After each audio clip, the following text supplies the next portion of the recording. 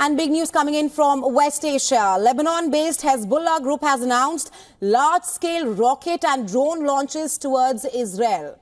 This comes right after the Israeli military launched preemptive strikes in Lebanon after detecting preparations for large-scale attacks by Hezbollah on Israel. Hezbollah says its attack is an initial response to the top commander's killing, to the killing of its commander. We're talking about here is Fuad Shukr last month. The militant group has said that they began an air attack with a large number of drones targeting deep into Israel. Hezbollah militants have also targeted enemy positions and barracks and Iron Dome platforms with rockets. It fired more than 320 Katyusha rockets targeting 11 military bases in northern Israel. Israeli Defense Minister Yoav Gallant has declared a 48-hour state of emergency across the country. Gallant also briefed his U.S. counterpart on the strike, saying that they are closely monitoring all these developments that are taking place in West Asia right now. Meanwhile, U.S. President Joe Biden has directed U.S. officials to continuously communicate with Israel, and National Security spokesperson has also reassured that U.S. will keep supporting Israel's right to defend itself. Meanwhile, Israeli Prime Minister Benjamin Netanyahu began a security cabinet meeting, which will start at 7 a.m. local time. Further, Israel's Ben Gurion Airport delayed departing flights and redirected arrivals to other airports. And this comes right after the Israeli Defense Forces warned Israelis to expect incoming missiles and drones launched by Hezbollah group. Military spokesperson Daniel Hagari has said Hezbollah will soon fire rockets and possibly missiles and UAVs towards Israel.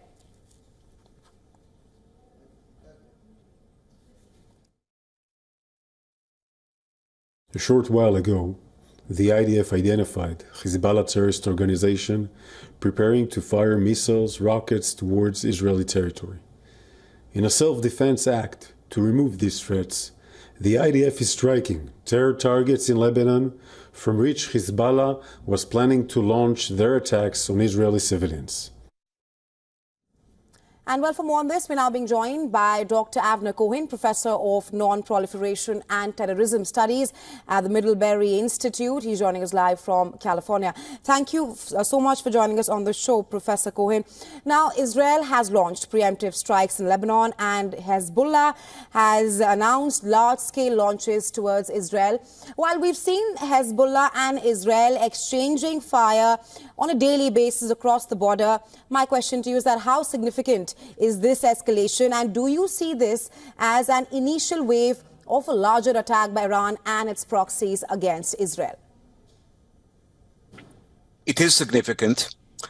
It is different from the day-to-day, the kind of clashes that takes place in northern Israel and southern Lebanon. At the same time, it is not a preventive war.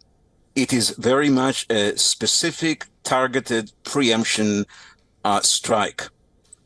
From what I understand, and I have been in touch both in Washington and in Tel Aviv for the last 2 hours, Israel has detected since later on last night indications that Hezbollah is about to launch at 5 a.m. Israel time, which is also Hezbollah time, missiles at Israeli strategic sites in central Israel.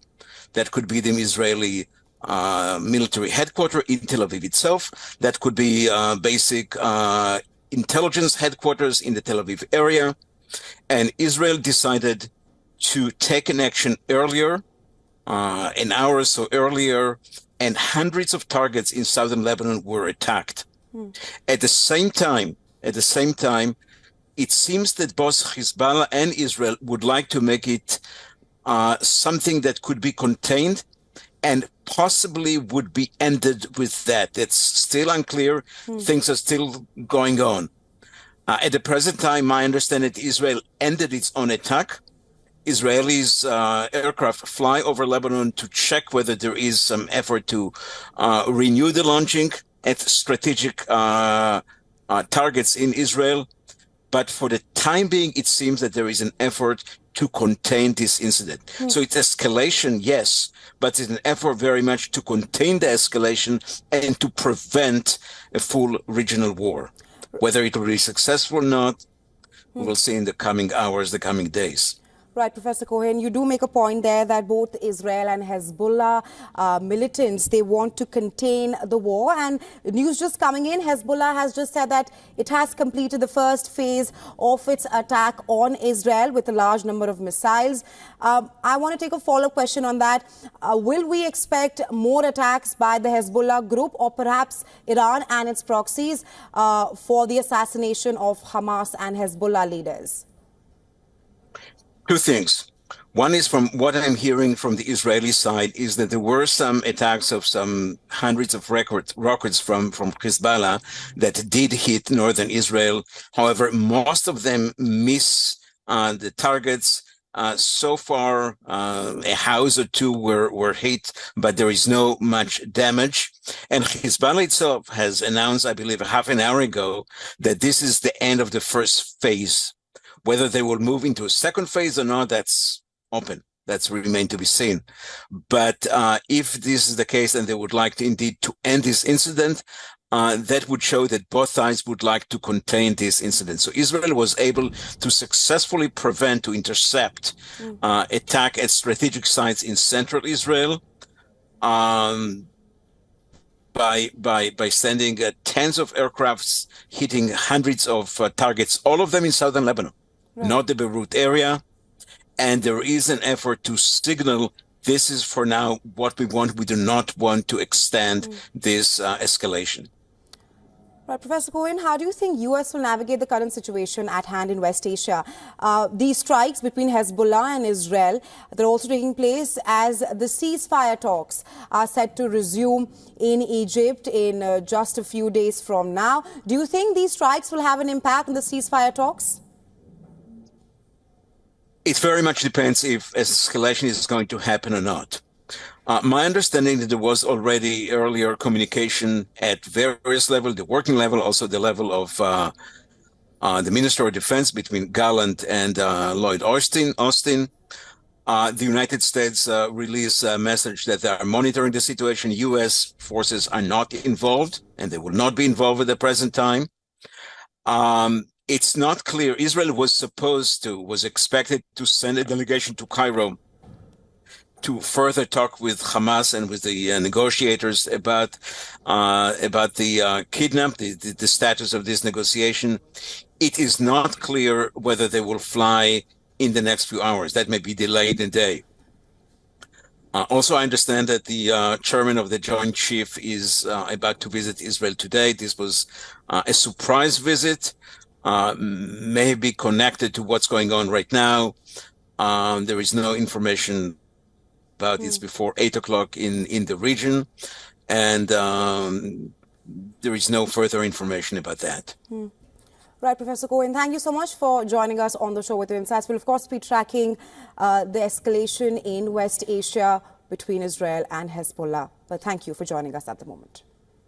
Thank you.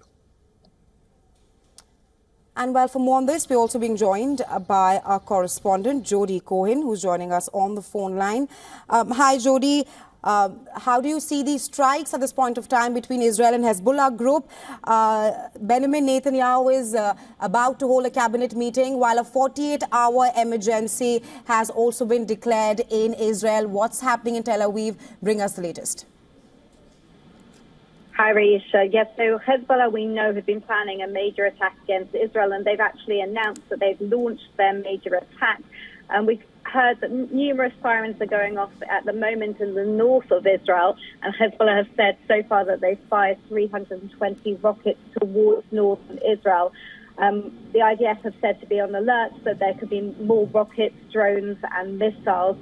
And the IDF said that they thwarted this major attack plan for first thing this morning, 5 o'clock in the morning, but that the rockets are ongoing and they're striking Hezbollah. So Israelis woke up this morning to the news that there was a 48-hour, emergency situation declared, and to expect a difficult 48 hours. And the Home Front command have said that everybody from Tel Aviv north of the country So this is it's part of the country. Population, it's the vast people who live in Israel should limit gatherings to 30 people or less, and that they should stay at all times near a shelter. Now, as you said, the Security Cabinet is meeting. That meeting was due to start at 7 o'clock local time this morning. So that was 45 minutes ago. We can expect to hear further updates from the IDF and government spokespeople, I'm sure, throughout the day. Right, Judy, also talk to us about how do you see this attack between Hezbollah and Israel, the airstrikes between both the sides impacting the ceasefire talks, which is all set to resume in Egypt? So it's hard to assess. I mean, if we go back and just summarize basically what's happened here, 7th of October, Hamas attacked Israel. 8th of October, Hezbollah joined in.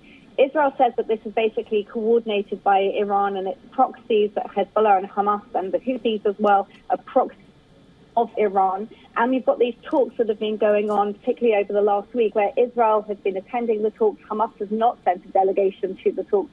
And Israel has accepted the US-backed proposal for a bridging proposal, and Hamas has not accepted it, and there were major sticking points.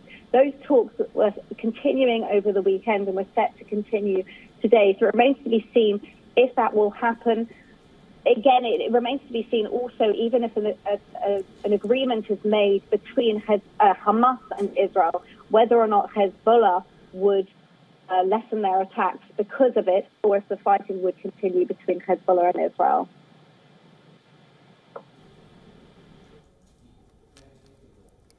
Right, Jody. Also talk to us about how Hezbollah in the latest has said that it has completed the first phase of its attack on Israel with a large number of missiles in response to the killing of Commander Fuad Shukr at the end of July. Are we expecting any attacks from Israel towards Hezbollah right now after this statement by the militant group?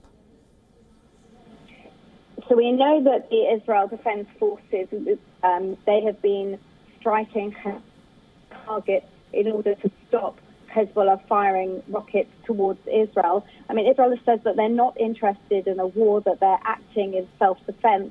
And the Biden administration has said that they support Israel's right to act in self-defense as well. Now, Hezbollah, of course, is saying that this strike is in retaliation for the killing of Commander Shukr. Israel, remember, going back, had carried out that strike in response to the killing of several children at Majd al-Shams in the north of Israel by Hezbollah. So we've been seeing, since Hezbollah's strike on the 8th of October against Israel, we've been seeing this back and forth of Israel targeting Hezbollah targets, Hezbollah firing towards northern Israel, and this back and forth. It remains to be seen, we'll have to wait and see what's going to happen over the next 48 hours.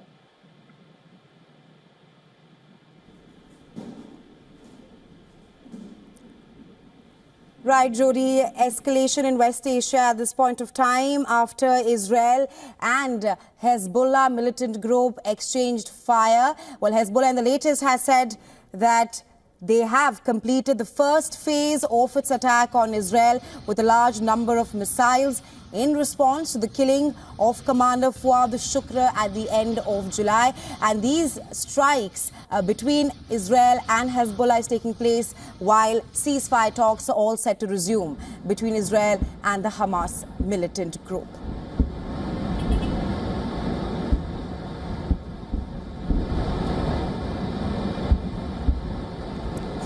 Well, Hezbollah said that it fired more than 320 Katyusha rockets at 11 Israeli military bases and barracks. And meanwhile, Israel has announced a 48-hour of emergency. Apart from that, Israeli Prime Minister Benjamin Netanyahu will also convene a cabinet meeting.